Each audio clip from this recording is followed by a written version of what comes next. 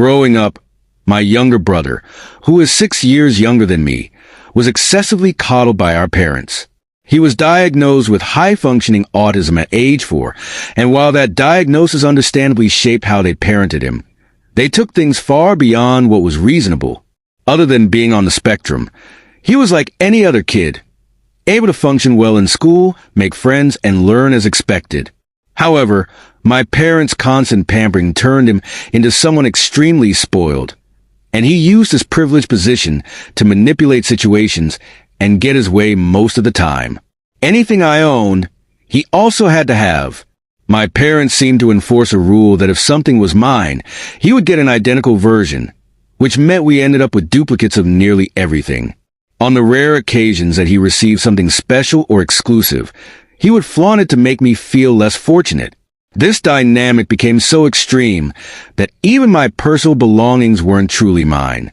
When I was 11, I saved up and asked for a Nintendo 3DS for my upcoming 12th birthday.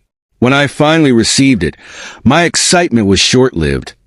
My parents quickly informed me that I would have to lend it to my brother whenever he wanted. If I refused, they threatened to take it away from me altogether. As you can imagine, he wanted it a lot. One day, while my aunt was visiting, my brother demanded the 3DS. I was playing with it at the time, but my parents forcibly took it from me to give to him. My aunt, witnessing this clear favoritism, became furious. She confronted them, berating them for letting my brother's wants constantly trump mine. This led to them returning the 3DS to me, though they shifted the blame onto me once my aunt left. A few days later, as a solution, they bought my brother's own 3DS, essentially rewarding him for throwing a fit and having someone else stand up for me. This favoritism didn't end there. For my birthdays, I always hoped for just one day that would be about me. My parents, however, frequently catered to my brother's needs and feelings, even on days like my birthday. At my 13th birthday, they spent most of their attention on him, even going as far as to ask if I would let him blow out my candles since he was upset. I refused, explaining that I wanted to blow out my own candles. They immediately turned on me, calling me a spoiled brat. Fortunately, my aunt was present again and immediately intervened, reprimanding my parents for yet another example of blatant favoritism. She pointed out how my brother consistently received special treatment, all justified by his autism diagnosis, but it was at my expense. This confrontation didn't sit well with my brother. Upset that he wasn't getting his way, he attempted to spit on my cake out of spite. My aunt, however, blocked him just in time and sternly scolded him until he ran crying to my mother. Other adults at the party voiced their disapproval of my parents' favoritism, and they reluctantly promised to stop forcing me to let him take over my birthdays.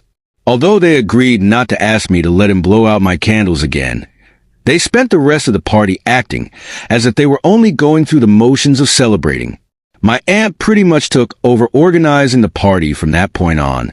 When my birthday came around the following year, my parents sat me down a few weeks prior to tell me that, while they would still get me a small cake and some presents, there wouldn't be a party.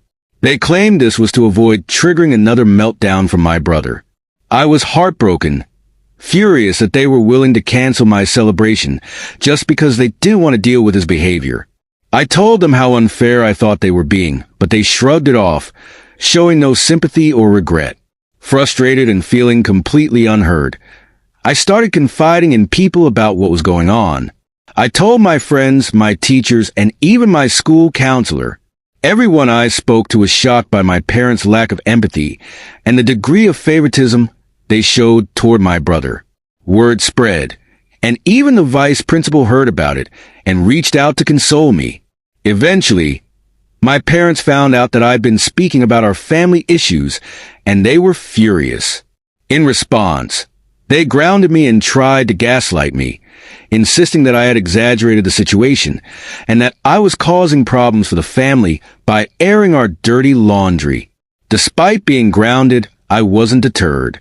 I continued to tell everyone at school why I was grounded, that I was being punished simply for being upset over having my birthday canceled. My openness worsened things for my parents, as more and more parents began calling them, essentially demanding to know what was wrong with them for treating me so poorly. Realizing that they were facing serious backlash from other parents, my parents lifted my grounding. They didn't offer an apology, however. They simply acted as though nothing had happened. When I was younger, my parents grounded me over something I can't even remember now. After a couple of weeks, my dad came into my room with his arms crossed, said I was ungrounded, and walked out. There was no discussion, no further explanation, and certainly no mention of my birthday, which had come and gone during my grounding. I had assumed that, because of the punishment, my birthday party had been canceled, as no one in my family had brought it up again. Meanwhile, my brother found the whole situation amusing. He teased me constantly, making snide remarks about how I wasn't going to get a party. I tried to shrug it off, but it was hard not to feel disappointed. I didn't think my parents would change their minds. But to my surprise, at the end of the 2-week grounding period, my parents organized a surprise birthday party at my favorite restaurant. I realized they had pulled this together to save face because people, both family and friends, were not happy with how they'd handled the situation. The restaurant they chose for the surprise party was one I loved, complete with a small arcade. They even got me a PlayStation 4, which I had been wanting for ages. While I appreciated the gesture, it felt pretty obvious to me that this was all arranged last minute. My dad looked particularly reluctant about the whole thing, and my aunt even joked that he seemed like a moth had flown out of his wallet. My brother, predictably, was not thrilled about the party. He made a scene, whining about the attention I was getting, and even threatened to knock my cake off the table. But this time, my parents finally stepped in. They put their foot down and, for once, didn't let my brother's tantrums overshadow my birthday. He was given a timeout, and my mom sat with him to make sure he didn't cause trouble. Several times, he tried to run toward my cake or the stack of presents, but my dad and other adults were on guard, intercepting him each time. Eventually, my mom had to take him to a nearby McDonald's to let him play and calm down. I heard she spent over an hour trying to coax him out of the play structure when he didn't want to leave. He only came out because he needed the bathroom, but even then, he tried to run right back in. After that, my parents never tried canceling my birthday again, but they also stopped putting as much effort into celebrating it. For the next 4 years, while I still lived with them, my birthdays were toned-down affairs. We'd go to a local pizza parlor, and there would be a simple cake, often without my name on it. I don't want to seem ungrateful, but I couldn't help feeling a little disappointed. My aunt would always ask my parents why they hadn't gotten a decorated cake, and every year they claimed it was an oversight. I started to suspect that my name wasn't on the cakes because my brother refused to eat any piece that had someone else's name on it. And of course, putting his name on my cake would have looked absurd. Despite all this, I was grateful for these small celebrations. At least on my birthday, the focus was on me, not my brother. It was refreshing, given that most other days revolved around him and his whims. Each year, my mom would eventually have to take him somewhere else when he'd start throwing a fit. But those moments when I could celebrate with my friends and family uninterrupted were worth it. Even though the PS4 was officially my gift, I still had to share it with my brother. However, when I turned 18 and moved out, I took it with me.